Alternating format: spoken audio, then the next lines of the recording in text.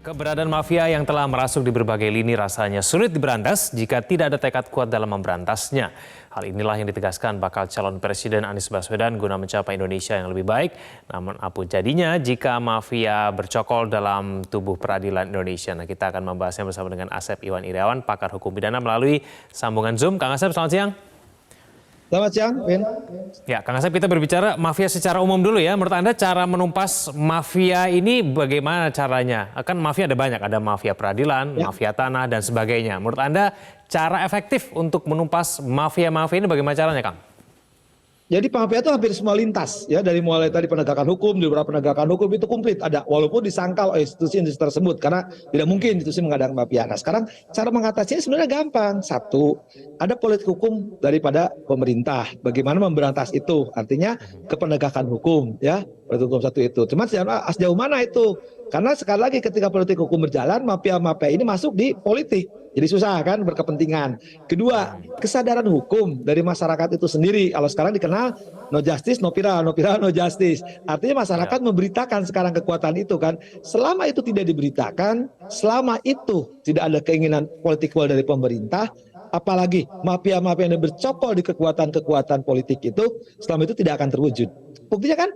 Coba kita sebut, apakah mafia kasus, mafia perkara, ya, apalagi mafia peradilan, terbukti kan di peradilan, kita ujung dulu ya, peradilan gampang. Kemarin coba Hakim Agungnya baru 2 loh, Hakim Agung loh. Terus di bawah asistennya junior KPK kan, bagaimana tuh rombongan terus kelompok orang dikendalikan oleh Hakim Agung. Ya terlepas kalau Hakim Agung cuma nerima, tapi kan kalau Hakim Agung nggak terima, nah, sama juga di kepolisian kemarin kasus narkotika itu baru muncul kan. Demikian pula di kejaksaan dulu pernah ada kasusnya si Pinangki kan. Nah, bagaimana itu juga kita tahu kan apa yang terjadi. Kemudian di luar itu yang sekarang rame. Apa coba? Mafia tidak ngurus dunia, urusan akhirat. Saya sebut ya, bagaimana ngurusin orang-orang yang berangkat umroh, haji. Kan banyak yang tertipu. Kalau bukan permainan mafia ya itu. Tapi kembali lagi, itu terulang. Karena apa? Politik hukum, tapi tersandera oleh kekuatan politik. Sananya ada tadi mafia-mafia yang punya modal besar. Oke. Kang Asep, kalau kita bicara mengenai Mahkamah Agung ya, kita tahu bahwa Hakim Agungnya, Sekretaris, kemudian Panitera, semuanya terjerat kasus suap. Oke lah, mereka oknum begitu ya. Nah ini apakah memang terjadinya mafia peradilan di tubuh MA ini saja karena memang tidak ada keseriusan dari Mahkamah Agungnya sendiri untuk kemudian mengawasi, mengontrol, atau bagaimana, Kang? Yang pertama karena mindset mereka. Mereka jadi hakim agung itu, jadi penegak hukum itu bukan menegakkan hukum, ya, bukan ingin menegakkan yang kebenaran, tapi memenangkan mereka yang bayar.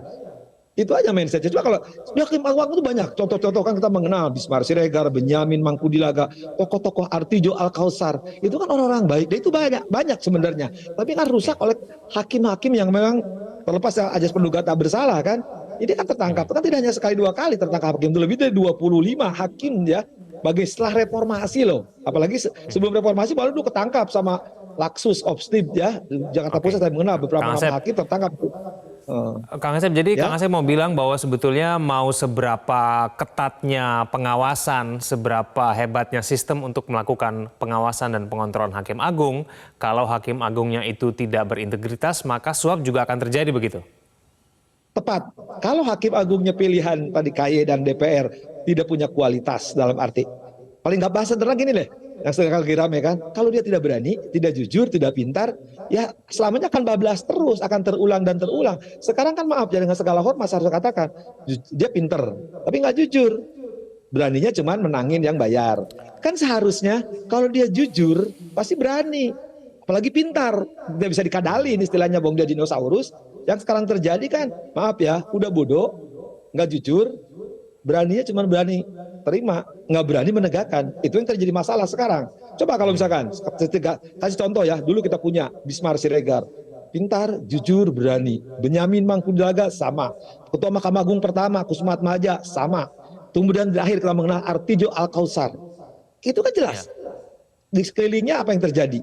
Tapi karena Artijo seorang jujur, seorang berani, orang pintar, siapa yang berani masuk ruangan? Jangankan misalkan ngiming-ngiming, dengar namanya udah takut duluan, ngajukan upaya hukum, karena tadi dia itu integritasnya, intelektualitasnya, ya, ada orang-orang yang betul punya kualitas. Kalau sekarang kan kalah sama berkas, sama kertas. Ya selama pikirannya berkas dan jadikan kertas, selama itu akan terulang. Kembali ke awal pernyataan saya, selama politik hukum ya dari pimpinan Mahkamah Agung sekali lagi yang sudah mengeluarkan maklumat itu yang tidak dilaksanakan di Mahkamah Agung kan. Selama sekarang lagi politik hukumnya dari eksekutif, perundang-undangannya tidak dirubah, bagaimana menseleksi calon-calon hakim agung itu bibit bobot bibitnya yang benar, apalagi misalkan di KY terjadi transaksional, hakim-hakim agungnya kelompok-kelompok kedekatan ikatan emosional, begitu di DPR pemilihannya kepentingan, ya sudah selamanya akan terulang dan berulang. Sejarah itu berulang karena apa tadi? Mindsetnya dia tidak berubah, memilihnya orang-orang tidak punya kualitas. Kang Asep, lalu caranya bagaimana supaya kita bisa berharap semua hakim agung seperti Artijo Alkostar? Ya, kita bersyukur sekarang ada percepatan reformasi peradilan di antara di samping ada percepatan reformasi agraria dan sumber daya alam, perundang-undangan, korupsi. Kalau tim percepatan reformasi peradilan, ya, selain digawangi oleh Pak Mahfud ya, Mas sebutnya, kalau memang ini benar nanti dalam bentuk perundang-undangan, kan hukum tuh membentuk ya engineering, social engineering, artinya membentuk ya bahwa supaya ini ada aturan yang benar, harus dilaksanakan. Satu itu dulu, politik hukum larinya kan, jadi pembentukan perundang-undangan, bagaimana membentuk undang-undang Mahkamah Agung yang benar, artinya bagaimana kaya juga tergampang. Ini, nah didukung oleh apa? Orang-orangnya tadi, ya, orang-orangnya tadi punya kesadaran, tidak hanya menuntut masyarakat yang sadar sehingga muncul di viral, tapi para penegak hukumnya, calon-calon hakim agungnya, ya, usernya, yang menggunakannya, yang menyeleksinya juga, ya harus orang benar, jujur dan berani. Selama mereka punya kepentingan politik, apalagi tadi bagian dari mafia, karena dia terusungnya karena menyimpan simpanan atau istilahnya tabungan, kelak kalau punya perkara bisa berhubungan dengan orang-orang itu yang menentukan, ya selamanya akan terjadi. Makanya sekarang stakeholder anak bangsa harus berani. Tadi benar harus katakan, ayo kalau berani berantas nih mafia. Mafia kan tadi semua harus diberantas, seluruh mafia harus diberantas kecuali satu, bakpia. Enak karena di Jogja itu. Oke, Kang Asep, terakhir, solusi yang sama bisa diterapkan untuk mafia-mafia yang lain? Ada mafia hukum, ada mafia tanah.